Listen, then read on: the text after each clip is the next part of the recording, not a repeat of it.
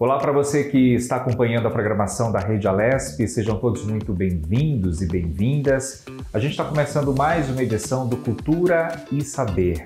Para você que gosta de literatura, hoje nós viemos até São José dos Campos para bater um papo com uma escritora. Olha, eu já fiquei sabendo muito da história dela. Ela que é de Volta Redonda, no Rio de Janeiro, mas tem São José dos Campos no coração. Hoje nosso papo é com Miriam Cris, onde nós vamos falar sobre livros infantis, tudo da vida dela, como é que começou essa história da escritora. Já fiquei sabendo que tem muita coisa boa por aí. Claro que eu já quero agradecer, Miriam, muito obrigado por você estar aqui com a gente, para dividir com a gente a sua experiência e contar, né, dos seus filhos, das suas obras. Seja bem-vinda. Muito obrigada, eu que agradeço a oportunidade.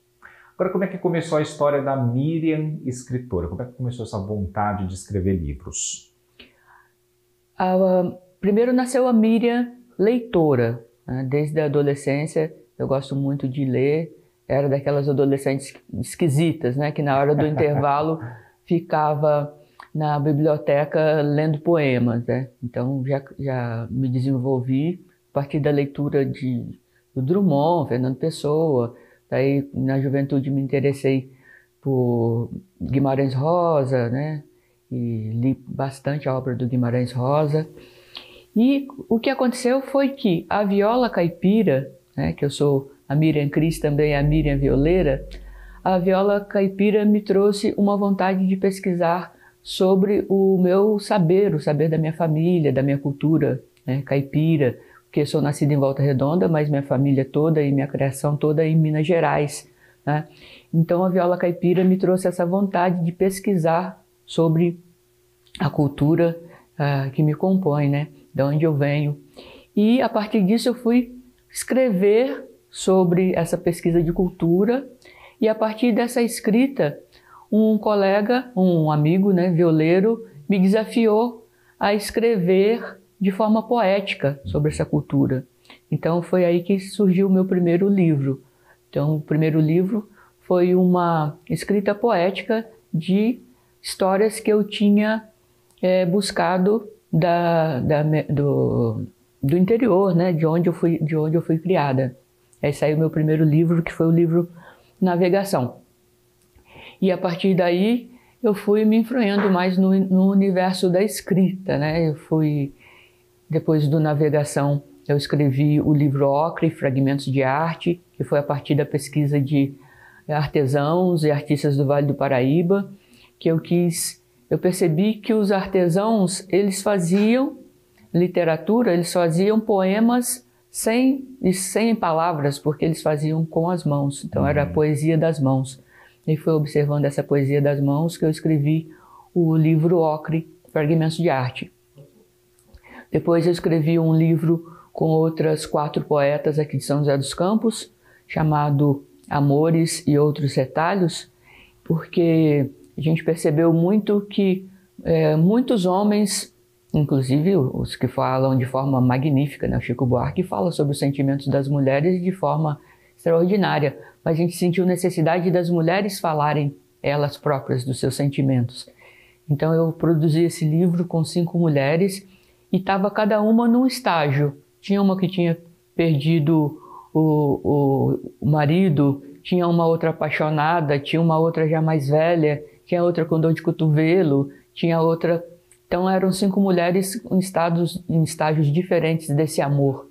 Então cada uma escreveu sobre o seu amor, sobre a sensualidade. Então a mulher falando do seu próprio sentimento. E a partir daí eu acabei me ligando à literatura infantil, infanto-juvenil. Mas antes da gente entrar nessa literatura infanto-juvenil, você me disse que você era aquela menina que lia, né? Mas como é que era a sua rede de apoio com relação ao estímulo à leitura? Isso partia dos seus pais? Isso era algo que era estimulado dentro de casa ou somente na escola? Ou essa era uma vontade própria, né? Um desejo próprio de entrar literalmente ali nos livros e se fazer parte ali da literatura? Como que era essa relação da sua família com os livros? Então, na minha família era uma família bem simples, né? A gente morava realmente literalmente na zona rural, né? Meu pai, a gente morava numa casa de colono, da primeira à quarta série. Eu cortava o caminho pelo pasto para chegar na escola. Só que eu era uma criança diferenciada nesse contexto de ter me desenvolvido, aprendido a ler muito antes da época, né, dos outros, né? Com 5 anos eu já lia, então pulei de série. Com 9 anos eu já estava no ginásio, com 13 anos eu estava no magistério. Então, e a minha mãe me estimulava bastante. Mas assim, num primeiro momento, né, até uma observação que eu faço, que é importante os pais saberem o gosto do filho. Porque no primeiro momento eu ficava na bronca. Porque até teve uma vez que minha mãe pegou um monte de livros emprestados com uma professora e eu tinha que ler, mas eu ficava chateada, porque não era um tipo de leitura que eu gostava. Daí quando eu comecei a escolher os livros que eu queria ler, eu comecei a me dedicar mais, me interessar mais pela leitura. Porque, para mim, na minha adolescência, um romance era uma coisa que eu achava, né, que era chato, porque era longo. E, para mim, a leitura é como a informática, como é essa parte toda online, essa rapidez que existe hoje nessa questão das coisas serem online, informatizadas. Para mim, o que me dava isso era a poesia. Então, eu ia para a biblioteca e ficava lendo poemas, porque às vezes eu lia um poema de 5 versos, assim, aquilo já me dava um arrebatamento que às vezes um livro de 80 páginas, 100 páginas não dava. E eu gostava dessa rapidez, desse arrebatamento que a poesia me dava na adolescência. Então, quando eu comecei a escolher o que eu lia, eu passei a gostar de ler. E aí eu já não era mais obrigada. Eu ficava na biblioteca na hora do almoço, na hora do intervalo, porque eu gostava de estar lá, né, na companhia dos livros, lendo os poemas que eu escolhia. Bom, e com essa história, né, que a Miriam conta pra gente, ela nos bastidores estava me contando, né, que você desenvolve inclusive ações sociais ali na tua comunidade, na tua rua, e a partir daí te deu esse insight, né, de você querer talvez escrever para crianças contos infantis, com toda essa sua experiência, sua realidade. Foi isso mesmo? Essa inspiração veio daí? Sim, eu moro no campus de São José, que é um bairro da Zona Leste, periferia aqui de São José dos Campos. Quando eu lancei o meu primeiro livro, em 2005, eu peguei uma Kombi emprestada e fui lá na rua, combinei com a molecada e levei a molecada toda de Kombi para assistir ao lançamento, né, para acompanhar o lançamento, acompanhar tudo. E a partir daí as crianças que estavam acostumadas a conviver comigo na rua, porque eu era um deles, eu não era uma adulta no meio das crianças, eu era considerada uma delas, sabe? Então eles confiavam em mim. Então a gente passou a trocar, eles passaram a se interessar pelas minhas coisas também. Então eu formei uma mini biblioteca solidária na minha casa. Legal. As crianças passaram a frequentar, toda semana tinha atividades, eu recebia doações de amigos que os filhos cresciam e ficava com aqueles livros que já tinham passado da idade, então eles me doavam. Toda vez que chegava doações de livros lá em casa, eu passava na casa de todo mundo, combinava o horário, todo mundo ia lá para lá, a criançada, e cada um escolhia dos livros novos qual que queria ler.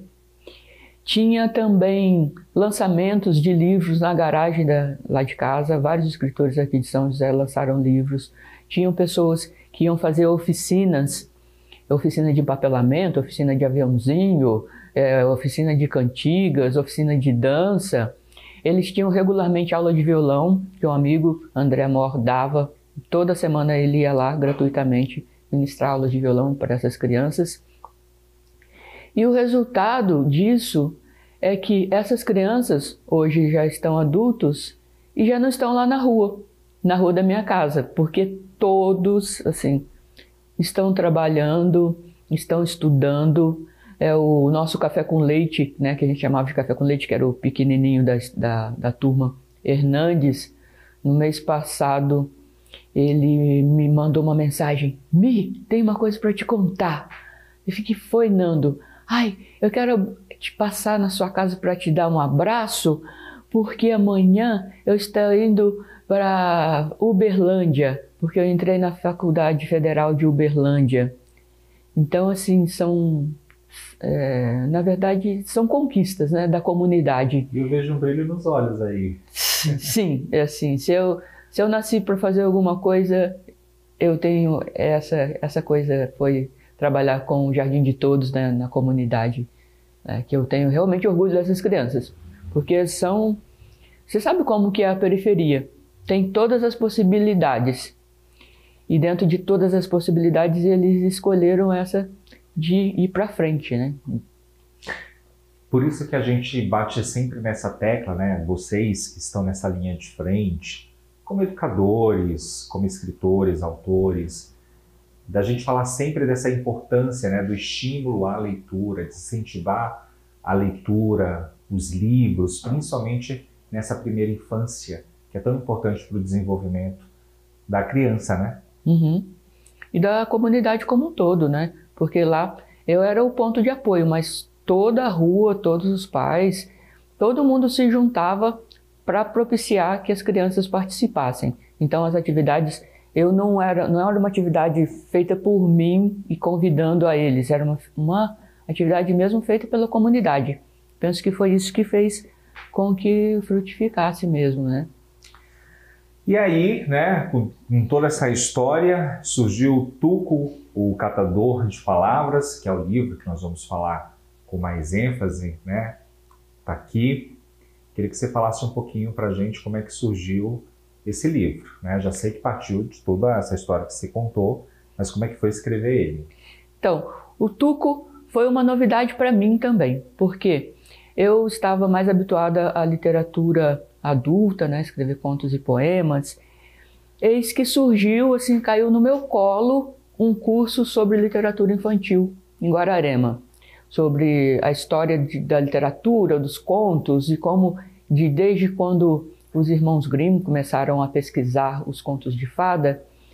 E eu peguei, fiz esse curso e cheguei em minha casa à noite assim com a cabeça estourando assim de vontade de escrever literatura infantil.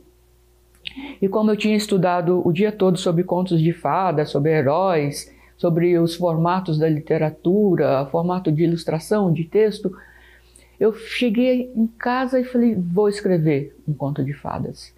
E como eu habituada a esse trabalho, né, com crianças, com periferia, eu pensei em escrever um conto de fadas sobre um herói possível. E qual seria o superpoder desse herói possível? Era de querer, de ter força de vontade, de sonhar e de buscar. Ele não teria, né, o cinto de utilidades do Batman, nem voaria como super-homem. E já me veio à cabeça o nome Tuco e foi se formando na minha cabeça esse personagem de um menino que seria a cara dos meninos do Brasil. Um menino mulato, queimado de sol, de cabelos, né, cacheados, de olho claro, um menino resultado dessa mistura que é o nosso país e que precisa ser valorizada, e um menino de condições de vida precário, né? O Tuco é um herói, filho de catadores de papelão, ele é o primeiro filho de uma família de catadores de papelão, e que começa desde de bebê já crescendo nesse ambiente urbano, vendo o mundo, né, pelo seu carrinho de catador de papelão, que no início ele andava dentro do carrinho, depois ele desce do carrinho para começar a ser um trabalhador de rua, como tantos meninos, e ele começa a observar o mundo e começa a ter vontade de fazer coisas como outras crianças fazem. Então ele vê crianças indo para a escola com seus uniformes, com seu material escolar, ele acha aquilo tudo lindo, mas aquilo é um sonho distante para ele, porque a partir do momento que ele começou a ajudar a família a catar papelão, a sua família viu que sua ajuda era realmente importante, que com ele eles conseguiam adquirir mais material, catar mais papel.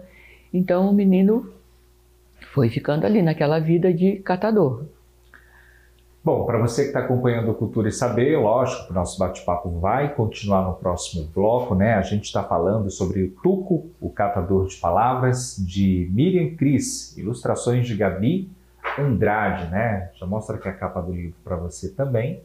Nós vamos para o intervalo, daqui a pouquinho tem muito mais, já tem mais história, né? A gente vai entrar aqui no livro e a Miriam vai contar mais coisas para a gente, é só ficar aí conosco.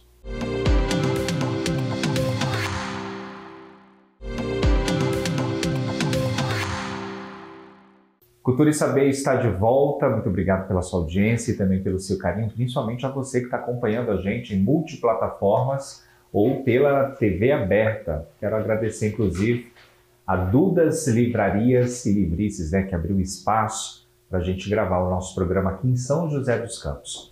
E hoje nós estamos batendo papo com Miriam Cris, a gente já falou do livro Tuca, Caçador de Palavras, mas eu tenho aqui também o segundo volume, o segundo livro, também lançado pela Miriam.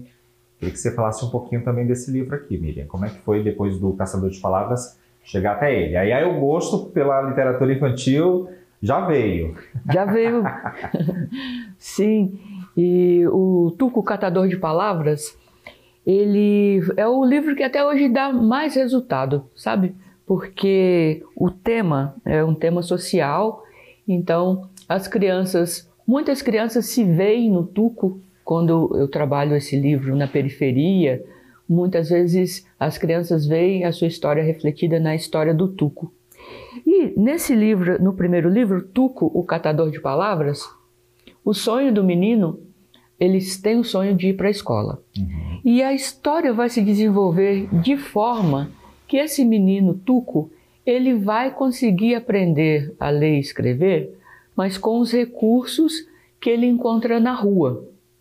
E vai surgir uma amizade com um catador mais velho, e esse catador sabe ler e escrever, e ele, por meio dos panfletos, dos materiais que eles encontram na rua, o Tuco vai aprender a ler e escrever. E para mim, ok, já estava resolvida essa história do Tuco. Quando eu fui cobrada por um adolescente, numa escola que eu fui conversar sobre o livro, que o adolescente falou assim: então, tia, o Tuco não foi para a escola. Ele aprendeu a ler e escrever, mas ele não foi para a escola. Ele não vai? Vai ter continuação o livro? Daí foi, nossa, e agora?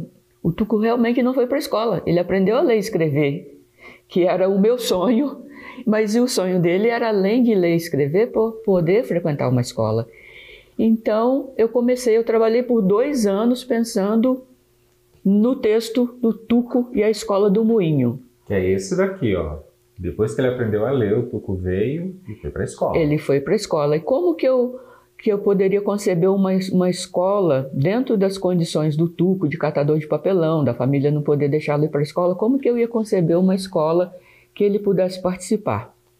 Então, conversando com um amigo chamado Luiz Ramos, ele trabalha com confecção de papel artesanal, que é o papel feito com fibras, e também do papel reciclado, que é o papel feito reaproveitando o papel, né? Então tem essa diferença do artesanal e o reciclado. E Luiz Ramos me contou de um desejo dele, de um sonho, que seria fazer uma cooperativa de catadores de papel para que as pessoas possam ter um resultado maior, porque se eles vendem o papel que ele cata na rua, é um preço muito baixo.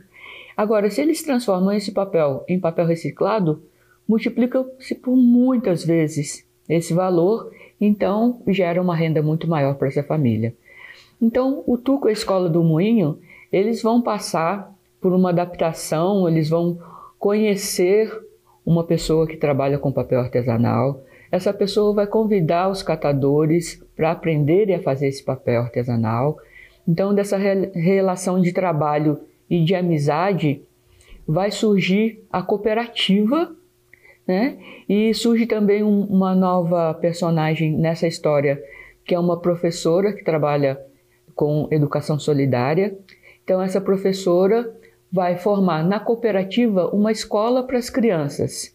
Então, os catadores de papelão vão se comprometer a catar o papelão, a aprender a fazer o papel artesanal e reciclado, enquanto os seus filhos ficam na escola. Então, a troca vai ser tirar as crianças do trabalho infantil, deixar as crianças nessa escola solidária enquanto eles trabalham, e as crianças vão continuar convivendo nesse ambiente do papel, de aprender e tudo, mas vão sair do trabalho infantil e vão passar a estudar durante o período que os seus pais estão trabalhando. E como o local onde se faz papel artesanal, papel reciclado, se chama moinho, por isso chama Tuco e a Escola do Moinho. Essa professora seria a tia Miriam? Quem sabe a tia Miriam. Será que a Miriam virou essa professora aí nos contos de fada? Agora, antes da gente ler alguma coisa aqui do Tuco e a Escola do Moinho, eu queria que você lesse alguma coisa pra gente do Tuco, o Catador de Palavras. Pode ler qualquer página, algo que você queira dividir com a gente. Nessa passagem aqui, aqui no Tuco, o Tuco, catador de palavras porque literalmente ele ficava pelas ruas catando panfletos com que ele aprendia a ler. E a primeira palavra que ele achou foi a palavra felicidade. E quando o Sandoval, que é o seu amigo, né, que pediu para que ele procurasse as palavras, lê a palavra felicidade, Sandoval se emociona porque ele diz para o menino: felicidade é a palavra que eu busco quando eu leio. Essa é a palavra que procuro quando eu leio. E o que é? Fale, que palavra é essa? Felicidade. E o menino repetiu: felicidade. Então eu encontrei a felicidade, ele repetia. Então eu encontrei a felicidade? Felicidade é uma palavra? Essa felicidade que a gente tanto procura é uma palavra? Então Sandoval lhe explicou. Sandoval sorriu carinhosamente e lhe explicou que a palavra não é, por si só, alguma coisa.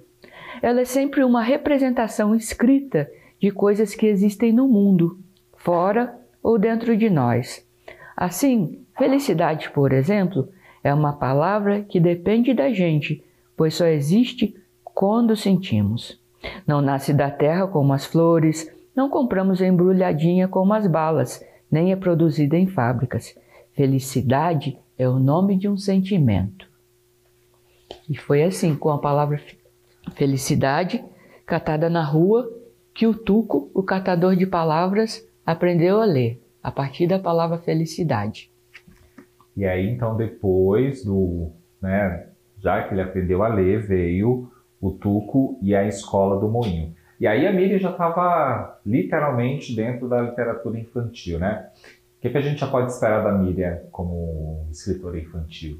Vai vir mais coisas? Vai vir mais coisas. Eu estou com o próximo livro, o texto já está pronto. Uhum. O próximo livro, que eu aproveito muito a minha observação dos meus sobrinhos, que são gêmeos, Maria Clara e Mateus.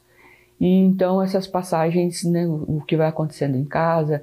Então a história mais recente que aconteceu foi da Maria Clara ter medo de um sapo. E na periferia tem sapo ainda, né? Que bom, porque ainda há sapos na periferia. E a partir dessa história da Maria... Só quem tem a possibilidade de viver numa periferia, da gente ouvir o barulho de um sapo, sabe o que é isso, né? Sabe que é um sapo. Então, sabe o que é um sapo.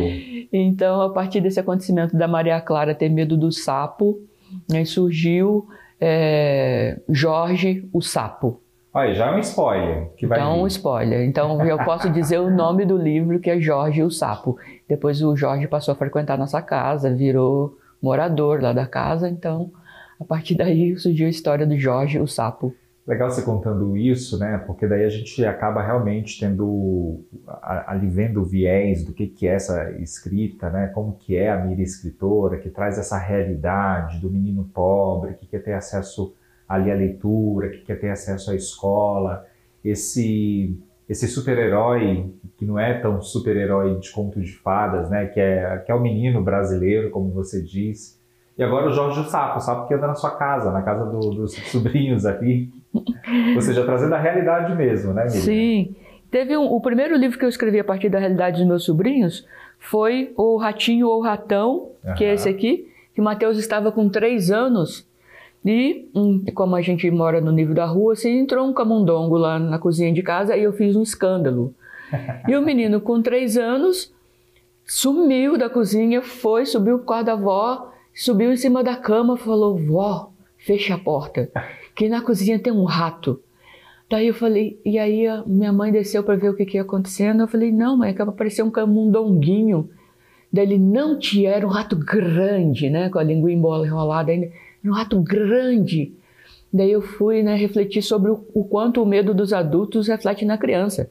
Aquilo que era um mini rato, um camundonguinho, fez a criança pensar num monstro. E aí eu escrevi Ratinho ou Ratão pensando nisso, né? O ratinho ou o ratão? O ratinho da realidade ou o ratão que a gente inventa, que a gente cria e que acaba assombrando as crianças? É curioso, consegue ler alguma coisa pra gente do Ratinho ou Ratão? Ratinho ou Ratão, vamos lá. E sempre com a ilustração da Gabi. Sempre com a ilustração da Gabi. A Gabi é famosa também, quero conhecer a Gabi, porque eu vejo a ilustração dela em vários livros, né, parceria com vários escritores, principalmente aqui da região do Vale do Paraíba. Então, aqui é bem isso, ó, o tamanho do rato imaginado pela criança, né?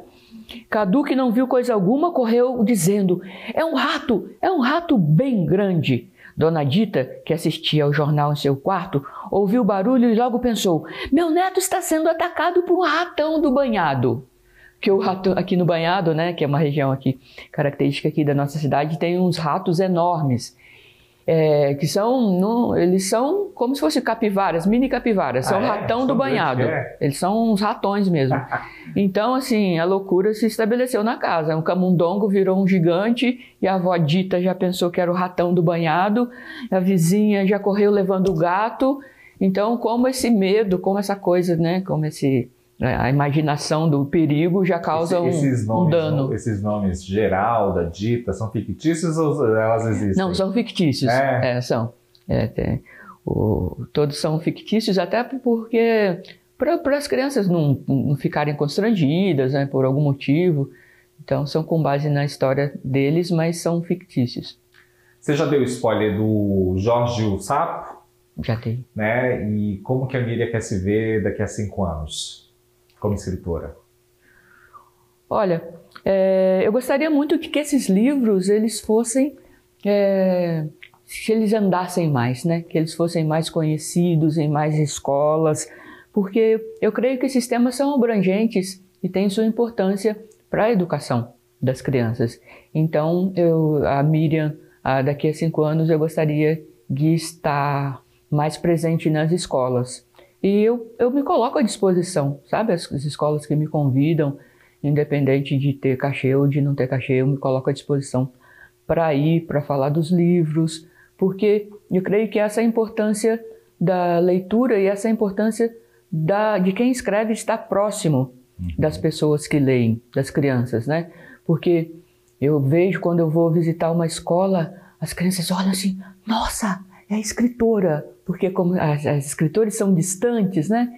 Então, elas se vendo próximas do escritor, da escritora, torna a leitura como uma coisa que não é um sonho, assim, é uma coisa que é uma coisa presente, que pode realmente fazer parte da vida delas como leitoras e também como escritoras, né? De forma de fábulas, né, de histórias inventadas, ou escrevendo e entendendo o seu próprio ambiente, né, como observadoras do seu ambiente. Tem também, entre as questões das crianças se verem representadas, porque quando a gente escreve, quando a gente cria um personagem, a gente está no momento de criação e a gente não consegue pensar em todos os resultados, em tudo que pode acontecer a partir daquele livro. Então, o Tuco, por exemplo, as crianças se veem representadas no cabelo do Tuco. Olha, mas o cabelo dele é igual ao meu. Porque nós temos um costume muito de heróis loirinhos do cabelo comprido, né?